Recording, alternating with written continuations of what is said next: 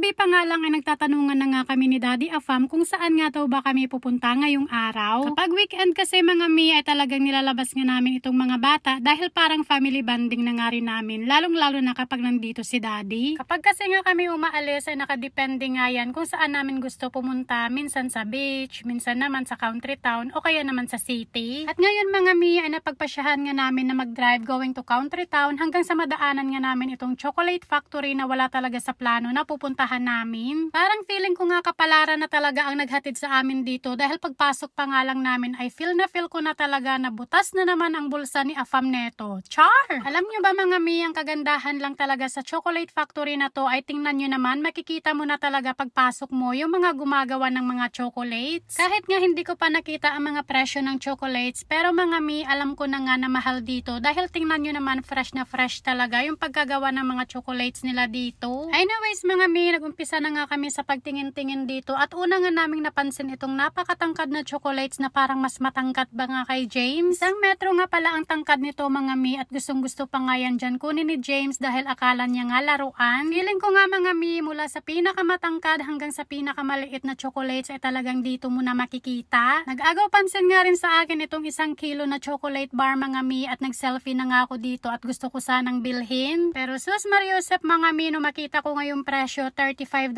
yung isang peraso, kaya sabi ko wag na uy. Minsan talaga may mga panahon mi na nauunahan nga tayo ng excitement at bigla na lang natin nga naalala na hindi lahat ng excitement natin ay matutugunan. Char! Anyways mga mi, itutur ko na nga lang kayo at meron nga rin pala silang tinatawag dito na Great Wall of Chocolates at pili ka na nga lang kung anong flavor ang gusto mo. Kung sa flavor lang mi ang mga hanap nyo, meron nga sila ditong matamis, medyo matamis at may pinakamatamis na mas matamis pa nga dyan sa karelasyon mo. Char! Tingnan nyo naman mga mi, bukod nga sa mukha silang masarap ay talagang mai-encourage ka nga na bumili dito dahil napaka-cute talaga ng mga packaging. Meron nga rin pala sila dito para sa mga pistachio lovers, cashew lovers, pati na rin sa peanut lovers. Feeling ko nga mga mi, kapag wala ka pang lovers at kapag pumunta ka dito ay dito muna talaga matagpuan. Char! And also mga mi, ang cute nga talaga nito mga Australian animals gaya na lang ng kangaroo, wombat, crocodile, at syempre hindi mawawala yung koala. Sa mga mi, nag-agaw pansin nga sa amin itong whisk your own chocolate na kung ilalagay mo nga daw ito sa hot milk ay meron ka ng masarap na hot chocolate. Sabi nga ni Daddy Afam ay try daw namin kaya kumuha na nga kami ng tag-iisang flavor kasi mga mi, ang mahal naman talaga, $10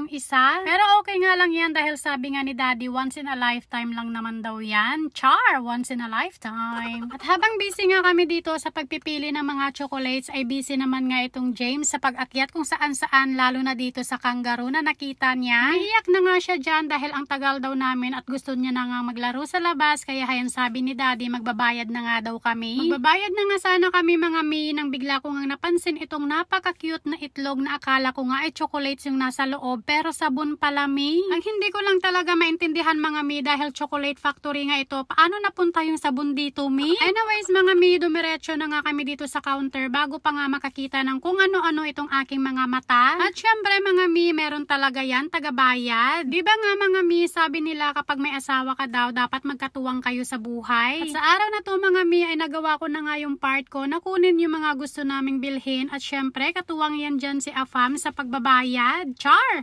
Medyo na-shock pa nga siya dito mga mi dahil ilang chocolates nga lang yung binili namin pero oh my god, $70 na yung binayaran ko. At sabi ko nga kay Afam dito ay okay lang yan, kaya ka nga nag-work hard, diba? Para ipatikim sa amin ang mga to. Charis. Anyways, mga mi, pagkatapos nga namin bumili ng chocolates, hayan, hindi naman pwedeng hindi namin tikman yung ice cream. At dahil alakera nga tayo, bigla kong nakita itong triple choc Baileys, kaya yan na nga lang yung binili ko, mi. Akala ko talaga may alak.